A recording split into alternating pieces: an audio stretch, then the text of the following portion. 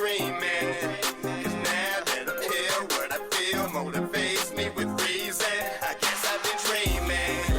'Cause now that I'm woke, everything that I see ain't what it seeming. I guess I've been dreaming. 'Cause now that I'm here, what I feel motivates me with reason. I guess I've been dreaming.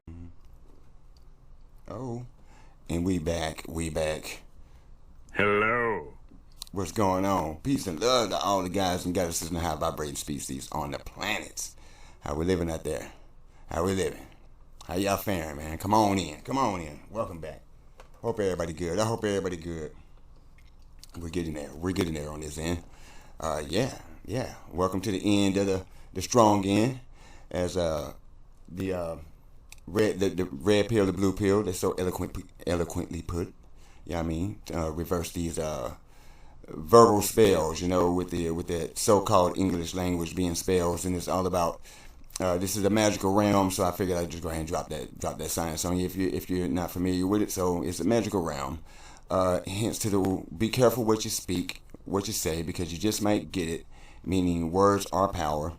So you can actually create your reality with your words, meaning negative thought forms that come from you, negative speaking, that's real cursing. So if I say damn or anything like fuck, or what I'm saying, the actual profanity, that's what it is. It's profanity.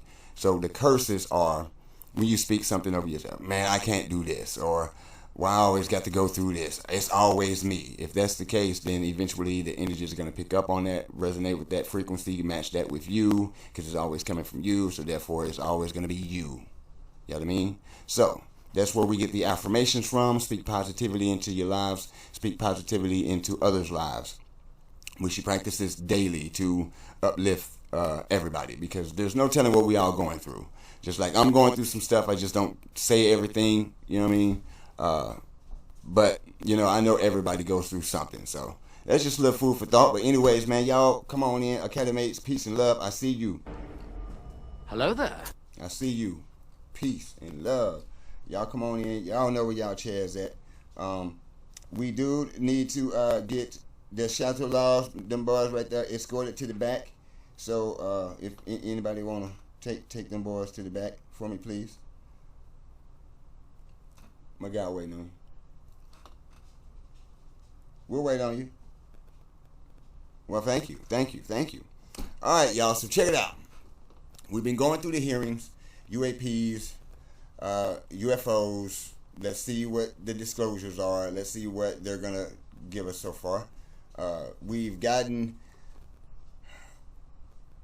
bird crumbs, but if you hip to it and you resonate and you've been around several so-called science fiction novels, movies, you kind of got an idea of some of the stuff that they're talking about. If you're looking in your own reality and we got the sudden leap in technologies, has a lot to do with it, right? All right, so anyway, so we had Mr. Was it Gallaudet, Mr. Elizondo, Mr. Schellenberg, and Mr. Gold testifying, whistle-blowish. They could only give what they were allotted. So today we have Mr. Eric Davis here, which I guess is this guy here. We got Miss Luna still here. Looking down there, we got Mr. Gallaudet. He's back on deck. The guy down here with the glasses, I forgot what his name is, but I remember him from the other one. So he's one of the congressmen asking questions. Boy, that boy got a look on him, don't it? I'm gonna leave him alone, dog, but he got a look on him, don't it? But anyway, so we're gonna see exactly what the astrophysicist here, which is Mr. Eric Davis, what he did got to say. This is in 2025, so this is after the hearing. This is should be more dissertation, maybe further deeper in some of the details on some of the things that we've heard thus far. But stick around, good people, because we're going to discover the truth, no matter what they do. Hey. Y'all stop fighting. And then they girls, pit bulls, sisters, and they go hard. Stop it. Stop it. We're recording. Y'all all individual. Say hello. You know what I mean? Hold on, let me get y'all. I got y'all. Hello. You feel me? But anyway, so enough of the jargon. I kind of made sure I hope you got what you need because I do. And without further ado, we're gonna get to what it is that we do. Oh, gotta find my. Okay, let's get this thing busting. Man, I should. You know, we gonna get it together. We gonna get it. A physicist, and We're gonna also get it. Don't judge. we worked on at NASA and I call the breakthrough propulsion physicist. We took breakthrough propulsion together from 1996 to 2002, Hello. and then we continued after that to develop a book that we published through the AIAA Press in 2009 for tips of propulsion science. So my background is in advanced deep space and interstellar space flight, mostly faster than light propulsion with the use of general relativity theory, quantum field theory, as well as advanced nuclear propulsion like nuclear fission and nuclear fusion. And beamed energy propulsion, which I worked on as a principal investigator for the Air Force Research Lab at Edwards Air Force Base. So I've got quite a broad background. And I began my work in UFOs, or UAP, starting in 1996. As director of aerospace physics and astrophysics at the National Institute for Discovery Science. And that was a pretty transformative job for me because as a physical scientist, I'm seeing for the first time live phenomena. I'm investigating it using forensic science techniques in the field, interviewing witnesses, collecting data. And I have a team of colleagues on the staff that I work with, also PhDs. And we have a world-class science advisory board, which don't mean the PhD don't mean. Was on the board of that. Was on that science advisory board and was the last chair of that. Hey y'all, don't listen. That don't mean nothing. Okay, it's just a few couple of letters on a sheet of paper that says that you're certified to do a job that's corporate, right? Like that's why it's like if you don't have one of them, you're considered a quack or whatever the hell. And the real case is you're not finna go along with the agenda. You ain't with the bush. You ain't with killing people or setting people off. So, you know what I'm saying? You're not with it, right? You're just not with it. So they shun you.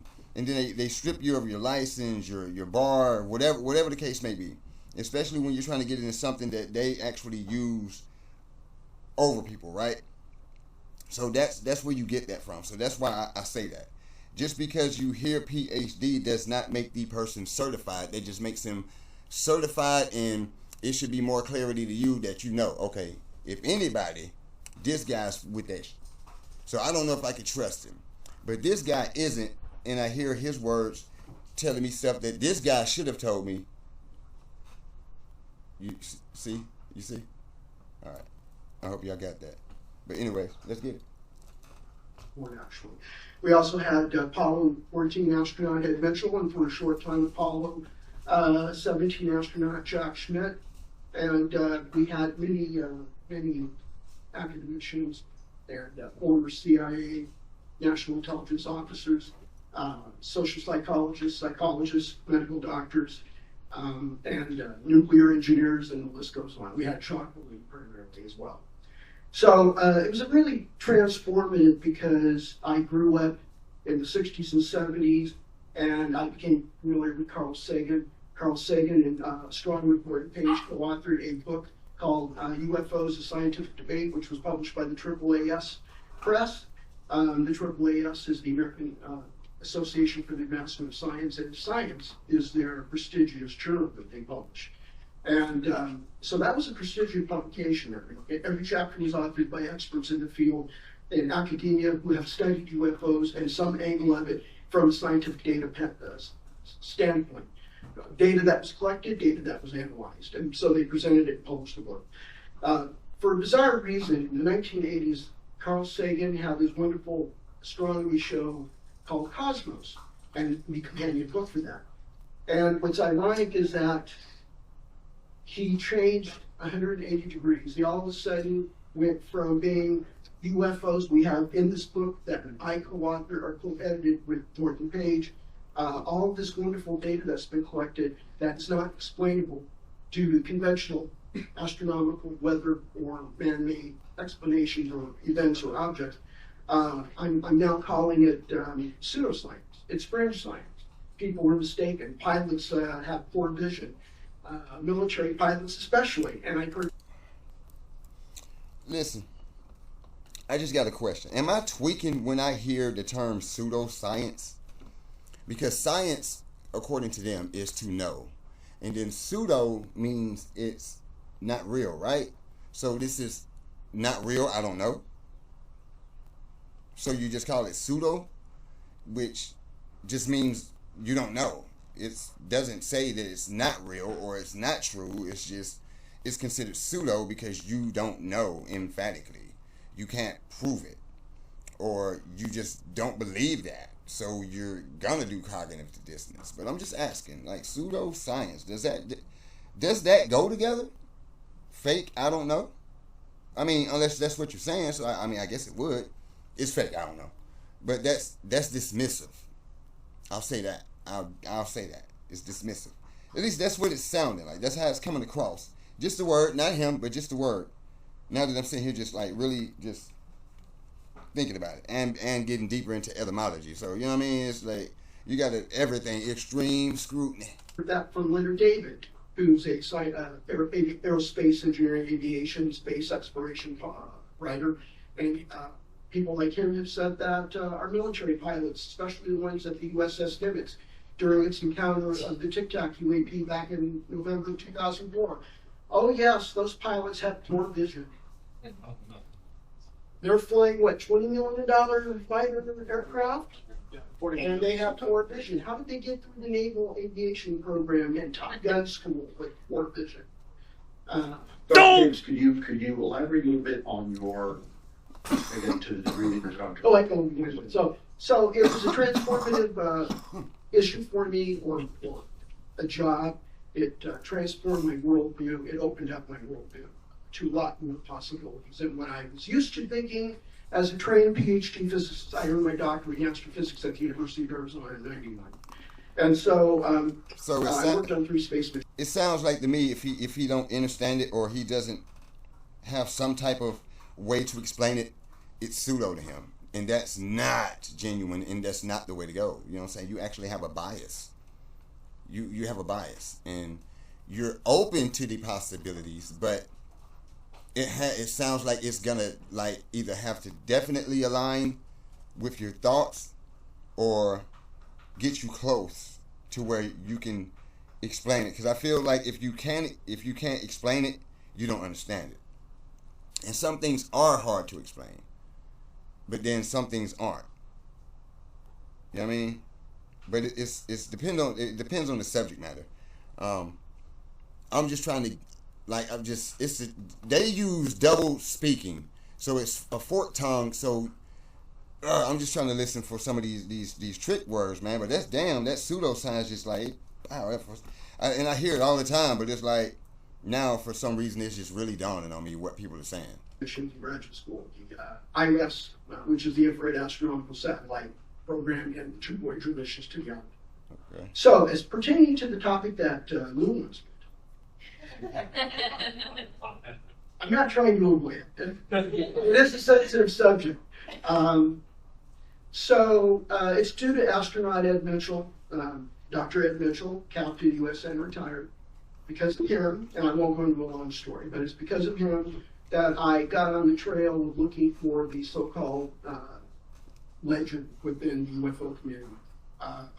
Retrieval of crashed or landed UAP craft, UFO craft, as they were known back in those days. And by the way, UAP, the term unidentified aerial phenomenon, goes back to the 1940s even. So I followed this trail, and I ended up, over the course of the following 2.5 decades, working for Bigelow, working for the Air Force Research Lab, working for Halfinoff at Urtech International Incorporated, and then working at the Aerospace Corporation. So we're working in a combination of industry and classified programs that we were contracted to do on behalf of for the Defense Intelligence Agency and for the Pentagon agencies that Lou worked at, and the UAP task force that Jay Stratton led at the Office of Naval Intelligence. And so, a long story short is that I came into contact with industry leaders, technical scientists, both active duty and later retired, as well as intelligence officers, generals, admirals, colonels, people who directed intelligence or human intelligence collection and analysis directorates at the DIA and the Central Intelligence Agency, who reached out to me to have me do some foreign UAP intelligence analysis and assessment. And so I have been exposed to so much in the classified realm that I can tell you definitively that there is a there. The human race, basically the world's biggest governments, like the United States, our adversary China and Russia, at least as far as I know, have had the occasion to recover craft that have either landed or crashed or both in their territory or even outside of their territories, and have taken those back to the most sensitive of their programs that they've ever had. These programs are even more sensitive and more well hidden than Manhattan Project was, or the modern nuclear weapons industry and the U.S. military and the Department of Energy programs to maintain and upgrade and modernize our nuclear weapons arsenal. And so this is one of the most well hidden programs. It is hidden from congressional oversight and always has been. And it was hidden by the action of President Eisenhower, who instituted presidential emergency action directives during his administration.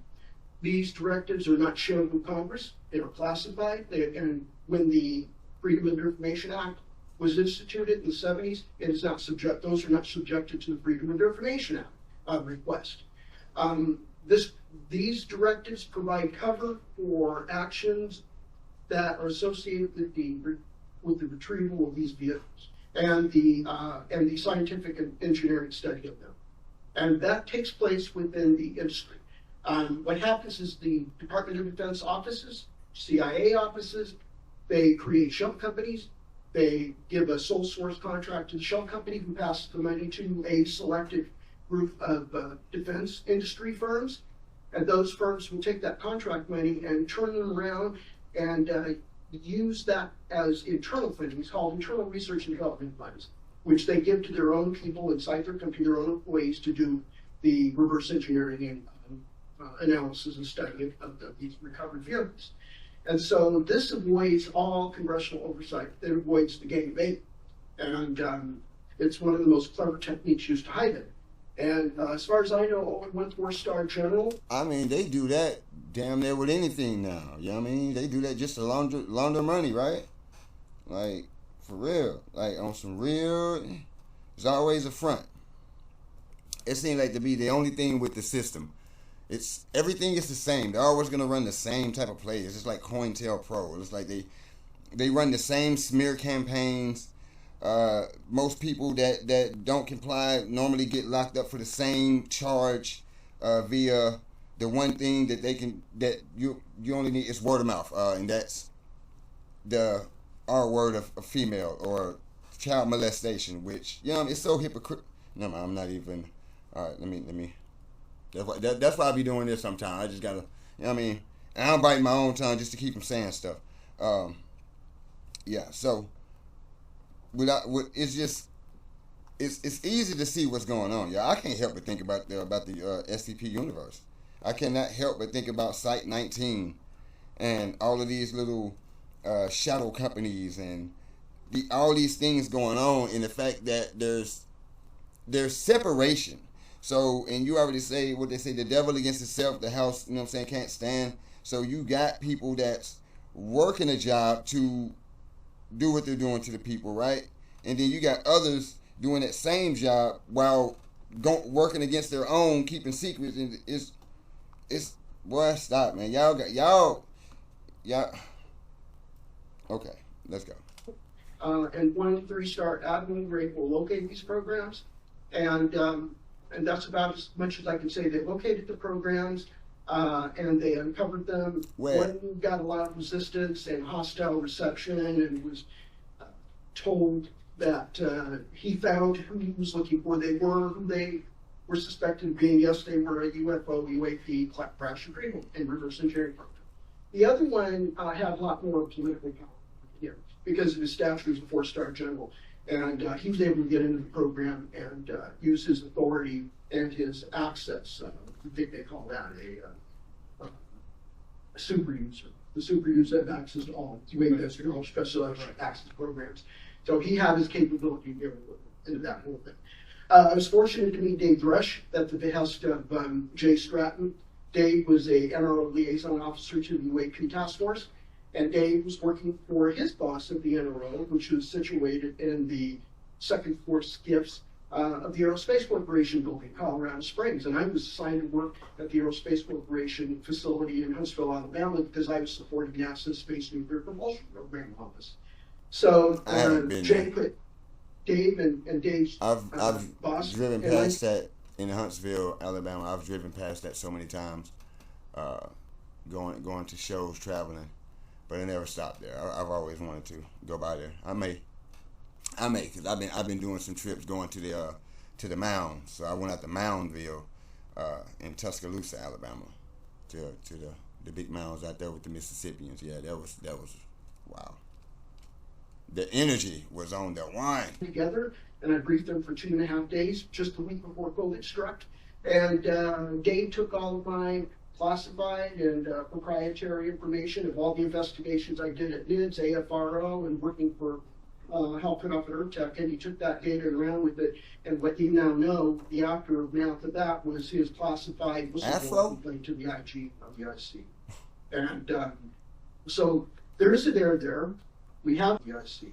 Aftermath of that, off at ERTEC, all the investigations I did at NIDS, AFRO, and working for helping off at ERTEC, and he took that data and ran with it. And what you now know, the aftermath of that was his classified whistleblower complaint to the IG of the IC. And so there is a there. We have had this program going on in various guises, various code names. Code names change roughly every 3 years. They often shipped around to the major office and programmatic organizations for presidential administration, and maybe every 5 to 10 years in some cases. And so these things are very old. They come in, they've gone, but they're still around. And the amount of money that's been involved, I would say since the beginning in 1944 with the first recovery in Italy, of the U.S. Army's recovery of a craft that crashed in Italy back in 1933. The United States Army, when it invaded Italy and pushed the Third Reich out, they were able to recover that craft and bring it back to Wright Airfield. And I'm talking about, but she looking at him like, hey man, come on. Yeah, I know you got that sauce, bro. Bring out the sauce, man. You know what I'm saying? Like, we need that. All y'all talking, bro, but you're not going hard enough. You know what I'm saying? Hold on. You're really not. Not for the cover up. Not good enough. Not for the cover up. Not for the way that we get treated. The people, we get treated. You know what I'm saying? So all this information, all this that you're doing, it's like, this is the surface. This is like the first couple of years of you dealing. Like the first couple of sheets. When y'all know y'all got stacks of it, right? So again. Not good enough. Come on, bro. It's not good enough. Until we know. Not good enough. We ain't trying to hit that bush. Not good enough. Come on. And all of the crash retrievals that have taken place generally on land have gone to Wright Airfield. I mean, think about it, y'all. They gave us hell about Area 51. And that's just one site. They gave us hell about the belief in that shit. And now you tell me they got Montauk off in Lake Michigan. They got all types of base around here in locations that's known and disclosed locations. They underground about 1,000 feet. They got underground cities, underground tunnels, underground everything, bro. Bullet trains underground to get you from one place to another, other side of the world, and whatever warp speed time. Clash of the Titans. What is that, part 2? When they had to go to the underworld, or was that the first one? I think it was first. Either way, it's one of the Clash of the Titans. When they go to the underworld, the in-world, and they're in this ball, and they're do. Yes, man. Yes. The majority of the crash retrievals or recoveries of whatever situation it was take place in the maritime environment. And I'm not sure where that is going. I think they're probably also going to were in those days Wright Airfield. I don't know where they're going today, though. because I've only worked on the legacy history of this part of it up until about the early 2010s. And ever since the end of the OSAP and the ATIP, I don't know where those operations are going these days. So I think that's about it. Is that it?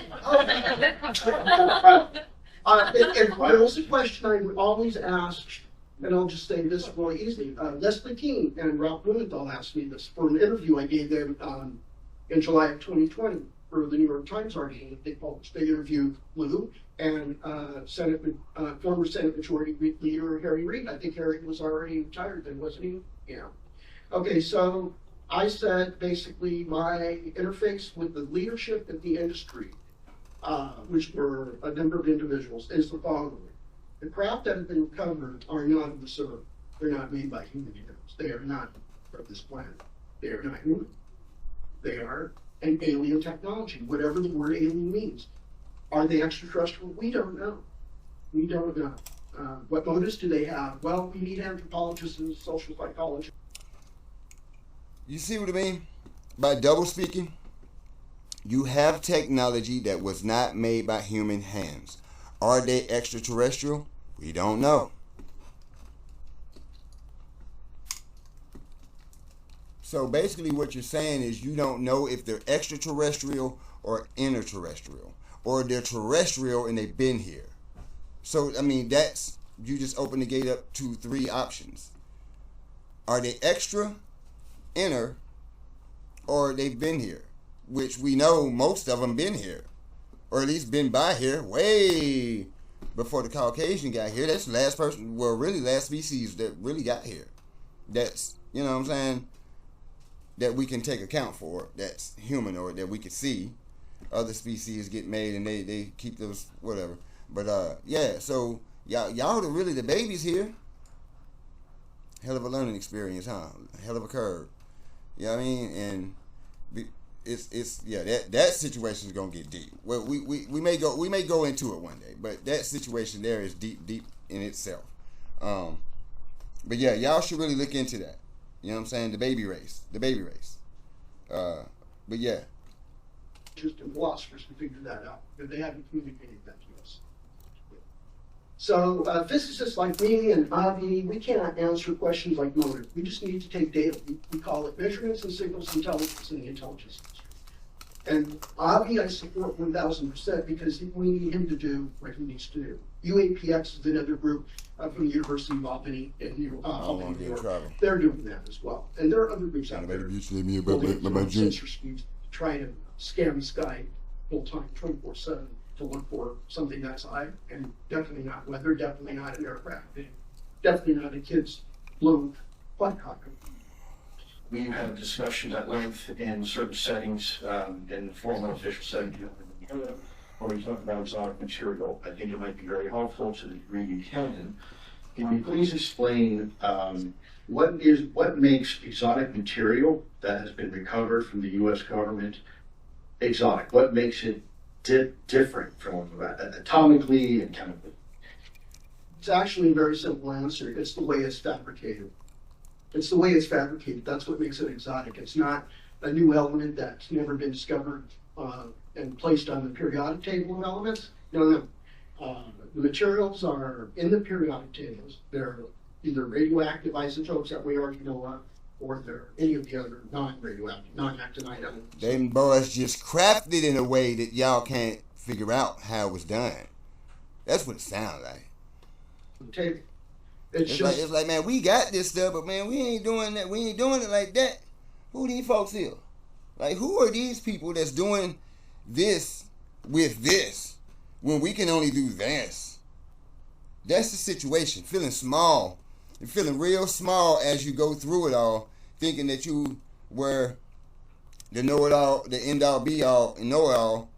And the more you look for stuff, and the more you try to, the more you uncover, the more you discover about yourself, and the more things that you try to cover up becomes our newer discovery, which is more so our memory. We get hip to it anyway. Like certain things, we see it, and we're thinking like, man, I don't know what that is, but something in you that just says, dude, you know what that is. And it hits you days later, maybe even take years sometimes. You know what I'm saying? I know some things hit me and it took a while, right? Like, took a while. 5 years later, oh, dang, that's what that meant. Oh, wow. But then at that point, you know, it was at that time you were supposed to receive that answer, the information, because probably the mind space you were in when you asked the question, then it probably would have been useless to you. But now you can actually get the information and you know exactly what to do with it, right? And stuff, just to be aware. The combination of the materials is unusual.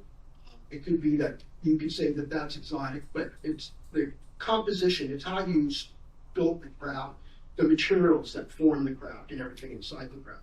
It's quite exotic because one of the company's leadership was a young material scientist when he graduated with his doctorate in material science from one of the universities in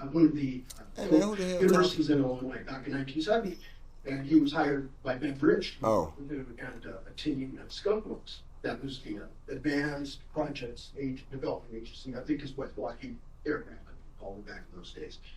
So, so basically, this is what he was telling me. He's an advanced material scientist, and he said, well, we could use the best diagnostic equipment we had back in those days, which was 60s, 70s, 80s, and 90s, and we could see the elements through mass spectroscopy that compose these structures.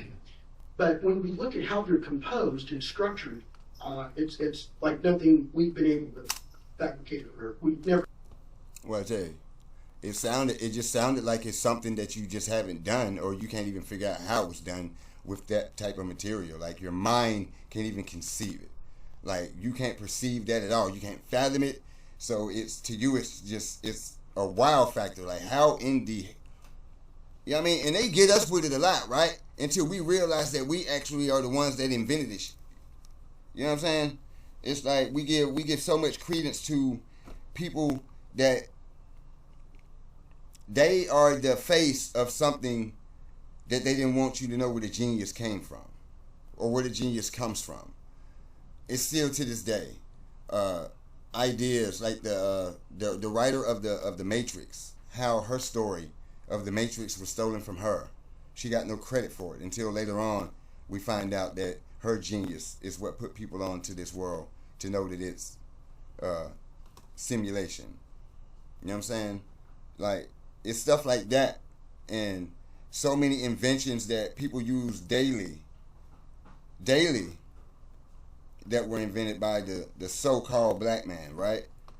And this is just another example of that bullshit. And we have no extrapolated engineering or physics technology to tell us or inform us on how we can possibly fabricate this on.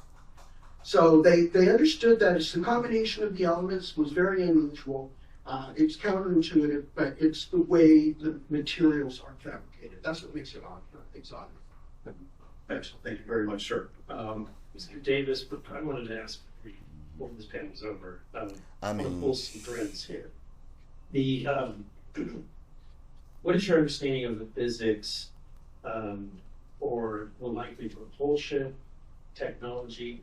What is your assessment of what the capabilities are and how it's being achieved?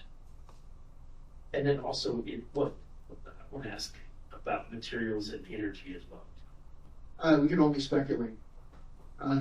These things are so far in advance. We can only speculate. The best speculation I can come up with is General Relativity. He does a great job predicting something like a warp bubble. UAP do exhibit the phenomenon of sublight or less than light speed warp bubbles. However, that becomes a challenge when we talk about UAP that dive into the ocean and climb up out of from under the ocean and up in the air. So So it's not warping space-time. It's a warping space-time. Yeah.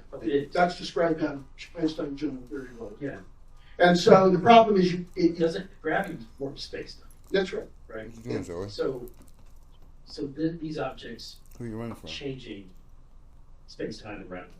Yeah, they You have a thin shell of energy, and the type of energy it has to be would have to be negative energy density, and it would be consistent with the type of energy density that you can create in quantum vacuum. And examples of that are the Casimir cavity that has a little vacuum region that's bound by the two plates of the cavity. There's also squeeze states of light, where that's a laser beam, where you're going to take some part of canonical noise fluctuations from out of that part of the beam you're not interested in and pile it up elsewhere in the phase space, and this getting really technical. So, so I'll just kind of keep it this way. You're going to take the quantum vacuum fluctuation that we know as quantum noise, or shot noise, and laser beams. You're going to pile it up somewhere else in an area you're not interested in measuring, and you only want to measure the amplitude of that beam. And at that point, when you take the quantum vacuum fluctuations out of that amplitude, that energy density goes negative. And the energy density is the square of the amplitude. So that goes negative. And that's an example of negative energy. The mass of the Earth creates space-time curvature. I'm sorry. Oh, I was going to say, so that space-time curvature, which we feel is the force of gravity on the surface of the Earth, drags down quantum vacuum fluctuations of the quantum fields that are out in space near the Earth, in the vicinity of the Earth. And that energy density happens to be negative. And so this is an example of theoretically predicted astronomical sources of negative energy, as well as laboratory sources of negative energy. So that's what you would need to build a world. And that's what you would need to build construct a shell. Just a brief comment of clarification. We have two pillars of modern physics: quantum mechanics and Einstein's theory of gravity, which is curvature of space-time. Right. We don't have a reliable theory that combines That's right. quantum gravities. What we are hearing is speculation. We do not have the knowledge to figure out if you can create curvature of space-time out of negative energy density, because we have never mastered this technology. We don't have an understanding of that. So it's possible that, a millennium from now, we'll have those quantum gravity engineers. That's possible. Currently, we just... Quantum, that's spirit. See what I'm saying? So they lack something. They lack this. They don't get it.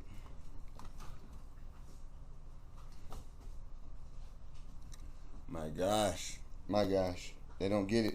And like some people, you got, you know what I'm saying? It's like beating a dead horse. It's like you are always going to be missing something, because the one place you didn't check was yourself. As maybe I'm the reason, or maybe it's something with me. It's the reason why I'm just missing something. You'll never check yourself, right? But then you always take somebody else to come in and just hear the situation, analyze the situation, hear what you got going on, and it's like quantum. Okay, that's spirit. So you said spiritual gravity, folding of time, of energy, negative energy from one point to the other, and you're trying to figure out, or you can't fathom how to do this. Believe me, it's already been done.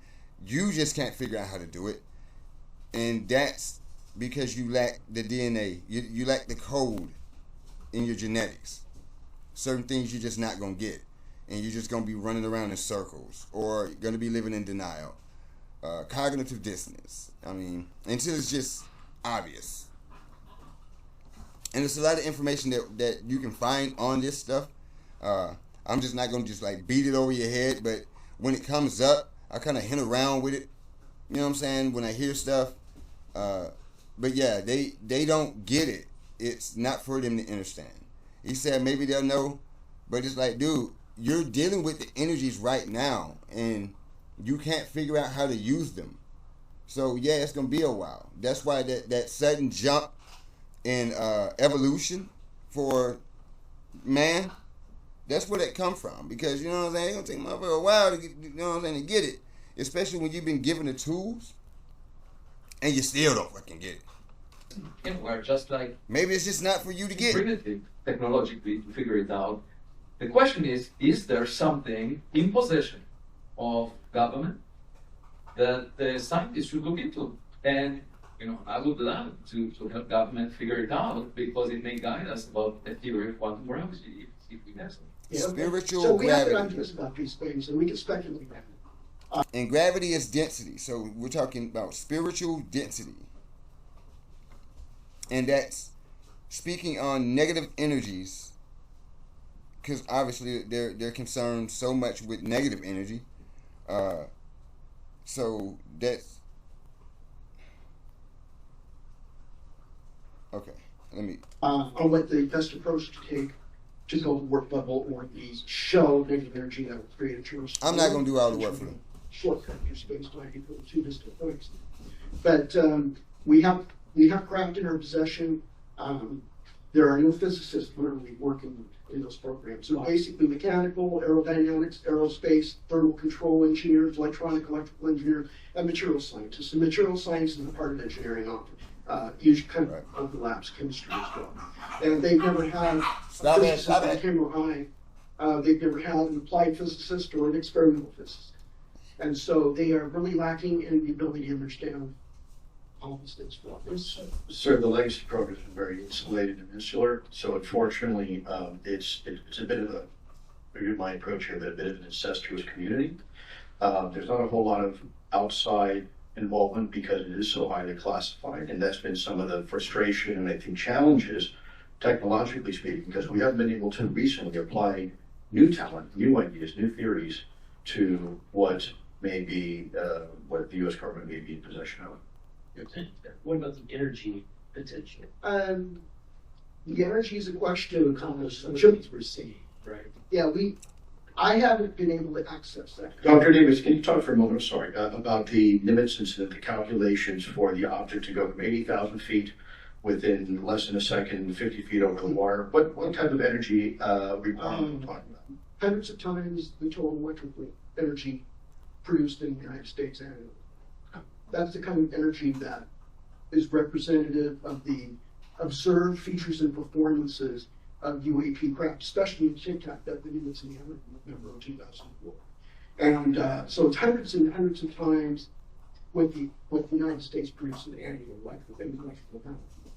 And so that compares really well with interstellar spacecraft that would relativistic or ultra relativistic being anywhere from 90 to 99% of the speed of light. The energy is astronomically huge. So these craft, I don't have the security clearances I need to know to get access to the technical details that I need to understand that the craft are consistent in size with the Tic Tac, even double in size of the Tic Tac. That would be up to about 100 feet long by 50 feet diameter of that type. Boomerang-shaped craft, arrow-shaped craft, triangle-shaped craft, and so forth. The biggest ones that have been observed, especially that we investigated at units in 1999, involving Scott Air Force Base. That one was a 600-foot long craft, and it was about roughly 100 feet tall. And so they don't have possession of craft like that. I've never been told that. It's usually the more manned scale. So they couldn't move. Yeah. So we might be able to. Yeah. So we can only speculate. I know Jim Kasky wrote in his book. I don't remember the title of it, but anyway, it was co-authored with Colin Kelleher, who I worked with at NIDS, and George Knapp of KLAS TV in Las Vegas. And so Jim mentioned, and Jim was the program manager for the AAS, the OSAM, the AAS WAP, and so basically he described in his book somebody, I don't know if it was him because he never, I think he said it was him, went inside one of these craft that he had access to, and they couldn't recognize any propulsion or power devices or systems inside the craft. It was completely unusual.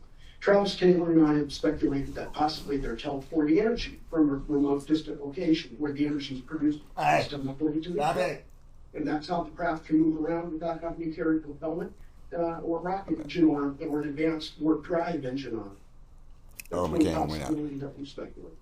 On the material, so what you have me thinking is carbon can take multiple forms, right? And are you saying that is the same with other material, other elements? The way in which what we found is different forms of these elements that we have. It would be different elements. It'd be different combinations of the elements. Is And that's the big ratios as well, correct? So you're going to have a variety of whatever structural part of this that came off of UAP, and I don't know because I didn't have this waveguide knowledge SLP access. I only had TSS and I.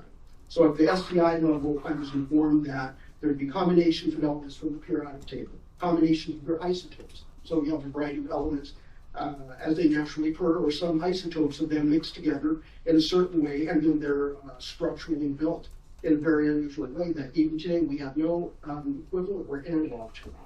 So this is about as much as I was given information at an SCI level. And do you have or can you comment on whatever species have been piloting these craft? Are they large? Are they multiple species? What is their size? And how many are usually on a craft? They're typically the multiple species people really like the Greys, the Nordics. People have talked about reptilians and insectoids. It's not that they're reptilian or insectoid, it's that they resemble to the recipient a reptile or an insect type human, because they have this a head and 4 limbs and torso. So large, small? Human size, human scale. And are there how many are accrued? Well, the Greys I'm familiar with from investigating the crash at Corona, which is misnamed crash at Roswell.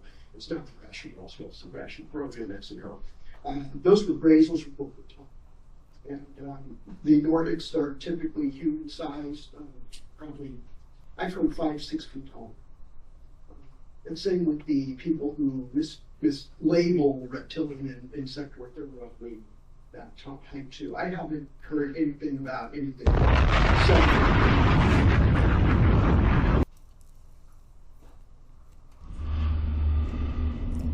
What that? Okay. Well, that's the video. I apologize that my cam went out. I don't know what happened. But anyways, so y'all let me know what y'all think about it in the comment section. Yeah. That was a lot. I still got to process some of it. He was kind of all over the place with it, but yeah, I'm definitely hip in digging it. Like, my mind goes all over the place of things that I've seen, and we've definitely seen well, I know I have the boomerang, the arrowhead. You know what I mean, several different craft that I've seen that he called out, right? But yeah. So, anyways, y'all keep y'all head on the swivel out there. You know, don't forget to keep yourself spiritually, mentally, physically, and emotionally protected at all times. Do not let this world drive you crazy, like my puppies are over there. Hey, y'all, stop it! Stop it! Oh, they fighting. Okay, but yeah, y'all be good out there. Peace.